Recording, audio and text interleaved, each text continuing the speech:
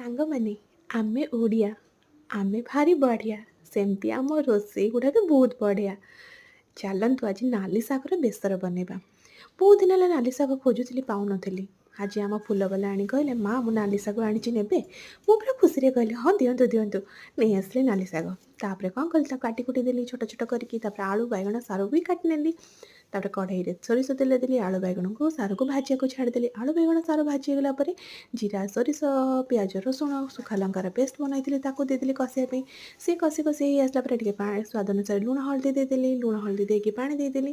ପାଣି ଦେଇକି ଶାଗ ପକେଇଦେଲି। ଶାଗ ଫୁଟି ଆସିଲା ପରେ ତାକୁ କାଢ଼ି ନେଲି। ତାପରେ କ'ଣ କଲି, କଢ଼େଇରେ ଟିକେ ସୋରିଷ ତେଲ ଦେଲି, ବଢ଼ି ପକେଇଦେଲି। କ'ଣ କଥାରେ ନାହିଁ, ବଢ଼ି ଟିକେ ଶାଗରେ ନ ପକେଇଲେ ଯେମିତି ଶାଗ ଭଲ ହିଁ ଲାଗେନି। ଟିକେ ଶାଗରେ ଟିକେ ବଢ଼ି ପକେଇଦେଲି। ବଢ଼ି ପକେଇ ଦେଇକି ତାପରେ ରସୁଣ ଆଉ ଫୁଟଣ ଦେଇକି ଶାଗକୁ ଛୁଙ୍କ ମାରିଦେଲି। ତାପରେ ଗରମ ଭାତ ଧରି ଖାଇବା ପାଇଁ ବସିଗଲି।